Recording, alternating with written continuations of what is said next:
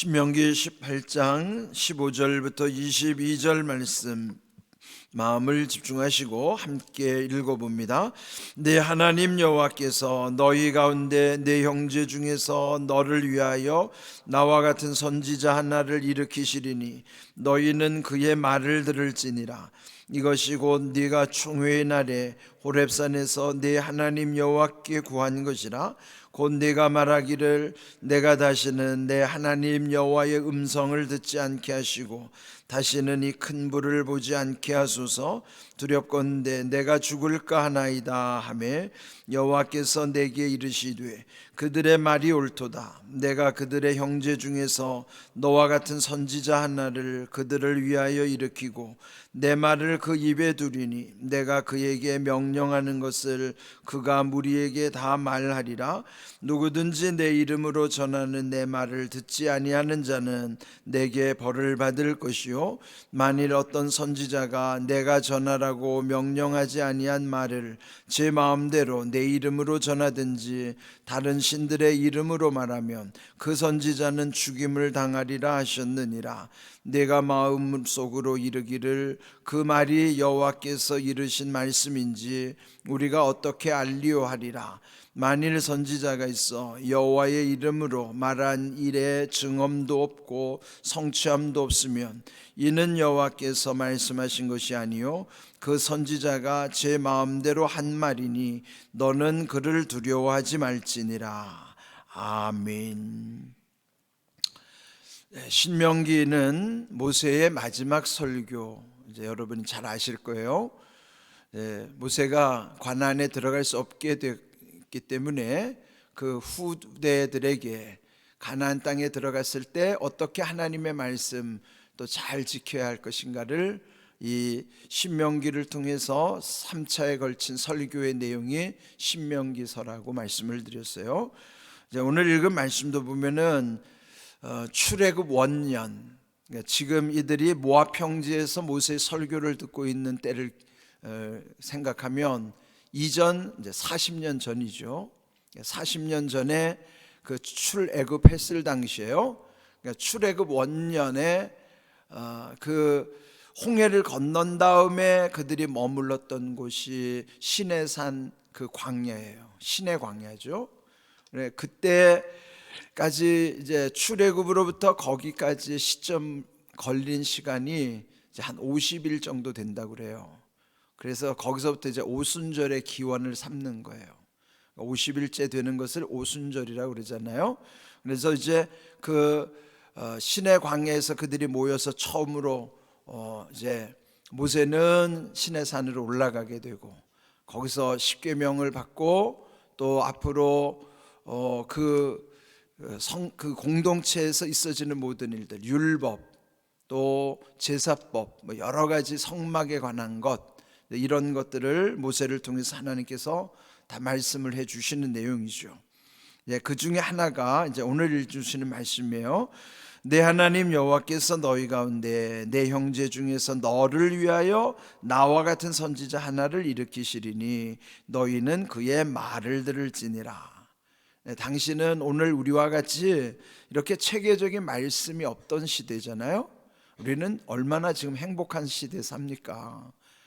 저는 지금 이 성경에 있는 말씀을 이제 풀어서 해석을 하는 그런 상황이지만 예전에는 이 성경이 없었기 때문에 하나님이 선지자들을 세우셔서 선지자들을 통해서 주시는 말씀만을 받을 뿐이란 말이죠. 이제 그때 한 인물이 모세였어요. 그 당시 모세는 하나님이 이제 특별히 세워주셨기 때문에 옛적에 하나님이 기름 부어 세우셨던 세 부류의 사람들이 있었다고 그랬죠. 이제 여기 지금 시대는 왕의 시대가 아니니까 지금 여기 선지자라는 말이 나와요. 선지자는 하나님의 말씀을 받아서 백성들에게 전할 사람이에요. 또 반대로 백성의 죄를 가지고 하나님께 나와서 대속자가 되는 사람은 제사장입니다. 그러니까 기능이 반대예요. 하나님의 말씀 받아 백성에게로 오는 사람은 선지자, 백성의 죄를 가지고 하나님께로 다시 오는 사람은 제사장. 방향이 다르죠. 하나님께로부터 말씀 가지고 백성들에게 오는 사람 제사장, 백성의 죄를 가지고 하나님께로 오는 사람 그 사람이 제사장. 그러니까 선지자와 제사장의 역할을, 그 기능을 처음에는 함께 했던 사람이 모세죠. 또 실제로 그들을 다스리는 왕과 같은 지위도 있었던 거예요. 후대에 왕을 세울 때도 마찬가지지만 선지자와 제사장과 왕을 세울 때는 특별히 기름을 부어서 세우는 거예요. 그런데 이 세 가지 기능을 완벽하게 가지신 분이 기름 부음 받은 자라는 의미가 그리스도 메시아입니다. 그래서 구약의 메시아, 또 그 메시아로 오신 그분이 기름 부으심을 받은 그리스도, 그분은 이 세 가지 기능을 완벽히 이루신 분이에요. 왕 중의 왕으로 예수님이 오셨고 말씀을 우리에게 주신 참 선지자이실 뿐만 아니라 그분 자신이 제물로 하나님께 드리신 대제사장의 그 사명 세 가지를 완벽히 이루신 분이 예수 그리스도신 거예요. 그런데 여기는 당시 모세를 선지자로 세웠는데 또 앞으로 그 땅에 들어가더라도 모세와 같은 선지자를 세워서 하나님이 그 말씀하실 거라는 거예요. 그럴 때 그 하나님이 택하신 선지자의 말을 들으라 하는 거예요. 16절, 그렇게 한 까닭은 그들이 처음 모인 총회의 날, 그러니까 40년 전 그 50일 만에 그 시내 광야에 모였을 때에 그들이 하나님을 처음 경험하는 사건이 있었어요. 그때 그들이 얼마나 두려웠는지 여기 16절 셋째 줄 보시면은 그들이 말하기를 내가 다시는 내 하나님 여호와의 음성을 듣지 않게 하시고 다시는 이 큰 불을 보지 않게 하소서, 두렵건대 내가 죽을까 하나이다. 죄인은 하나님을 보면요 이런 현상이 나타나는 거예요. 하나님이 두려워요. 그러니까 직접 하나님을 만나면 죽을 수밖에 없기 때문에 하나님이 우리에게 직접 말씀하시지 않도록, 그래서 선지자를 세워서 그를 통해서 우리에게 말씀해 주십시오. 그러니까 대언자를 세워달라는 거예요. 대언은 말씀을 대신 전하는 자가 대언자, 선지자란 말이에요.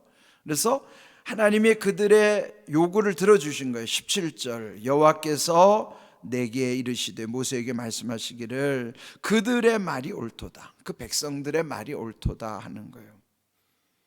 그러니까 오늘날 우리는 예수님이 십자가에서 우리의 죄를 다 씻어 주셨기 때문에 이렇게 은혜의 보좌 앞에 담대히 나올 수 있잖아요. 이렇게 나오는 게 얼마나 은혜입니까?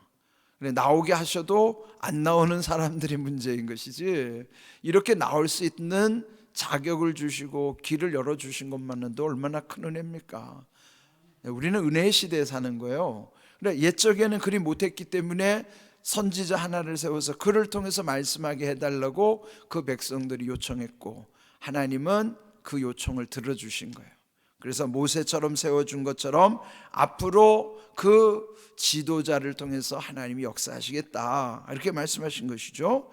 자, 18절, 내가 그들의 형제 중에서 너와 같은 선지자 하나를 그들을 위하여 일으키고 내 말을 그 입에 두리니 그에게 명령하는 것을 그가 무리에게 다 말하리라.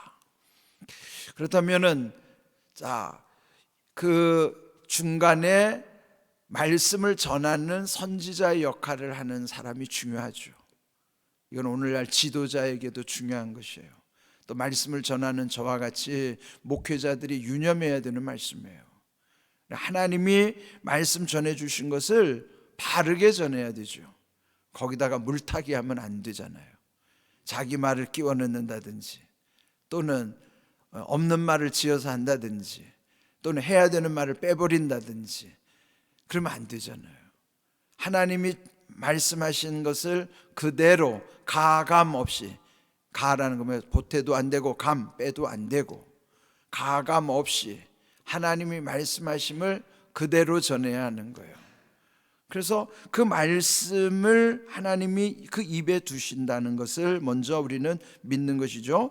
19절, 누구든지 내 이름으로 전하는 내 말을 듣지 아니하는 자는 벌을 받을 것이요, 또 만일 어떤 선지자가 하나님이 전하라고 명령하지 아니한 말을 자기 맘대로 하나님의 이름으로 전한다든지 또 다른 신들의 이름으로 말한다면은 그 선지자는 죽임을 당할 것이다.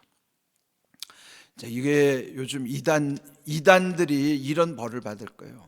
죽임을 당한다는 건 지금의 육체적인 죽음이 아니라 영적으로 죽는다는 거죠.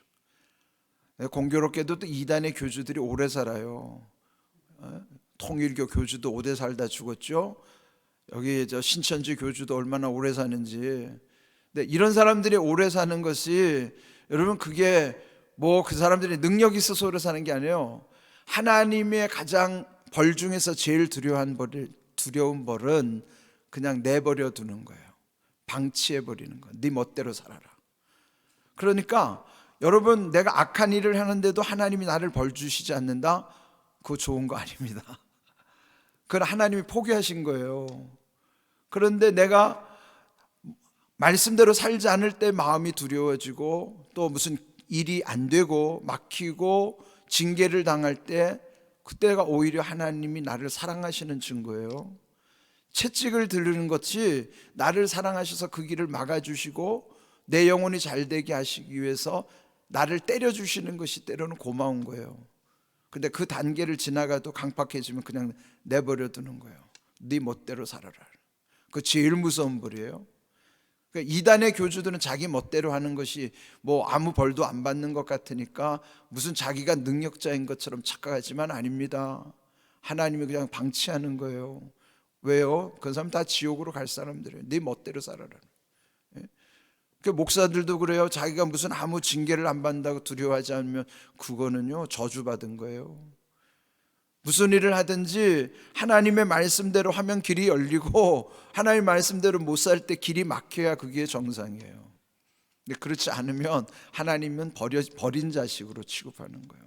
그건 뭐냐면 방치하시는 것, 유기한다고 그러죠. 버리는 것, 버린 개를 유기견이라고 그러잖아요. 그게 제일 두려운 벌입니다. 그런데 여기에 자기 마음대로 하나님의 이름으로 말씀 전하든지 다른 신들의 이름으로 말을 하면 그는 이미 죽은 존재다. 하나님이 그를 죽이신다는 거예요. 근데 이거 진짜 두려워해야 돼요. 예? 그래서 저도 말씀을 전할 때 그 말씀 제가 굉장히 두려워합니다. 제가 한 번은 어느 새벽에 은사 받은 사람들 조심해야 된다는 걸 전했어요. 오늘날 기독교 안에 자기가 은사 받은 거 자기 마음대로 해석해가지고 아무한테나 막 예언해주고, 또 뭐 자기가 병을 고쳐준다고 하고 기도해주고 하는 거, 그거 기독교 무당들이라고 표현하고, 그렇게 하면 그거 하나님이 진노하신다는 말씀 전한 적 있어요. 근데 얼마 전에 어떤 분이 제게 그 말씀하시면서 굉장히 두려웠다는 거예요. 왜? 우리 교회도 그런 분이 몇 분 계시다는 거예요. 그런데 목사님 알고 전했습니까? 그래서 저는 알고 전한 게 아니에요. 말씀했기 때문에 전했는데 그분은 두려워가지고, 목사님, 누가 목사님께 말씀드렸나요? 나는 누구한테도 들은 적도 없습니다. 그런데 누구라고 제가 말을 들었어요. 내가 말은 안 하지만 여러분 조심하세요. 그런 분들 기도받으면 안 되고, 그렇게 하는 사람들 조심하십시오. 이거는 제 말이 아니에요. 하나님이 주시는 은사를 그렇게 자기 마음대로 쓰는 거 아니에요. 교회는 질서가 있는 곳이에요. 저도 여러분을 기도해 드릴 때는 제가 임의로 하지 않아요. 말씀을 근거로 해서 기도해 드리는 거예요. 그런데 은사 받은 사람들은 자기 마음대로 하는 거예요. 자기 감정대로. 그래서 여러분이 함부로 기도받아도 안 되고, 또 함부로 예언해도 안 돼요. 그러니까 오늘날 이 교회 안에도 영적 질서가 흐려지는 현상들이 있기 때문에 특별히 이런 은사 받은 사람들 조심해야 됩니다. 저도 말씀을 함부로 전하지 않아요.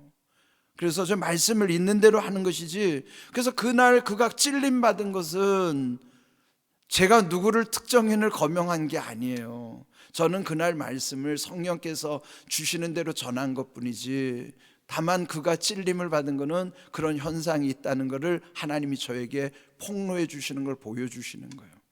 제가 어떻게 알아요? 누가 은사를 받았는지. 그를 통해서 누구가 그런 일을 한다는 걸 저는 들을 뿐이에요. 저는 말하지 않아요. 그러나 조심해야 돼요. 왜요? 여기 제 마음대로 하면 죽임을 당한다는 거, 이거는 정말 두렵게 여겨야 돼요. 저도 그렇게 두려움을 가지고 말씀을 전하는 것입니다. 그런데 이렇게 잘못된 이들, 특별히 이단들, 거짓 선지자들 오늘날 많아요. 그런데 21절, 네가 마음속으로 이르기를 그 말이 여호와께서 이르신 말씀인지 우리가 어떻게 알리요? 잘 모르죠. 이게 도대체 우리가 들으면요, 분별이 없는 사람은 이 사람 말이 하면 이 사람 말이 옳은 것 같고, 저 사람 말을 말하면 저 사람 말이 옳은 것 같아요. 분별이 없으니까 우리는 그거를 옳고 그름을 헤아릴 수 없다고요. 중요한 거 22절이에요. 만일 선지자가 있는데 여호와 이름으로 말한 일에 증험도 없고 성취함도 없으면 이는 여호와께서 말씀하신 것이 아니요, 그 선지자가 제 마음대로 한 말이니 너는 그를 두려워하지 말지라. 뭐예요? 그들이 말하면 두려움이 생기는 거예요. 일단 여러분이 분별이 안 되고 두려움이 생긴다고 그러면 먼저 조심하셔야 돼요. 증험이라고 하는 거는 그 스스로가 하나님을 두려워하는 모습이 그에게 보여야 되는 거예요. 그가 정말 하나님을 두려워하는 자인가, 그의 언행을 보면 알아요. 정말 하나님을 두려워하는가는 그의 모습 속에서 드러난다고요. 그것이 중요하고, 두 번째로 그가 하는 말에 두려워할 필요가 없다는 거예요. 자, 잠언 26장 2절을 한번 보겠어요? 함께 읽어봅니다. 까닭 없는 저주는 참새가 떠도는 것과 제비가 날아가는 것 같이 이루어지지 아니하느니라. 아멘. 여러분이 어떤 저주의 말을 듣거나, 그럼 까닭 없는 저주라는 건 함부로 말하는 저주, 자기 마음대로 말하는 거예요. 성경에 아무 근거도 없는 거예요. 거기는 증언도 성취함도 없는 거예요. 그렇기 때문에 까닭이 없이 여러분에게 들려지는 저주는 그냥 무시해버려요. 참새가 떠돌고 제비가 날아가는 거는 잠시 스쳐 지나가는 거니까 그거는 이루어지지 않는다고 명확히 말씀해 주셨어요. 그러니까 누가 여러분에 대해서 저주를 퍼붓더라도 그거 여러분한테 이루어지지 않아요. 그러니까 두려워하지 말란 말이에요. 두려워하지 마세요. 두려우면 거기서부터 여러분이 이제 시험에 드는 거예요. 올무에 걸리게 되는 거예요. 거짓 선지자를 두려워하지 마시고요, 은사 받았다는 사람들에게 휘둘리지 마세요. 가장 중요한 거는 말씀 중심에 서는 거예요. 말씀 벗어나면 다 잘못되는 거예요. 말씀을 통해서 하나님은 역사하시는 거예요. 그래서 말씀대로 이루어지는 은혜와 복을 체험하고 간증하고 누리는 자가 복 있는 자인 거예요. 그걸 여러분 기억하시고, 주변에 어떤 사람이 여러분에게 무슨 말을 하든지 귀담아 듣지 마시고 말씀에 집중하시고 말씀이 이루어지기를 기도하시고, 그래서 우리는 말씀을 따라 순종하는 믿음 가운데서 하나님 이루어 가심을 믿고 담대하시길 주님의 이름으로 축복합니다. 아멘.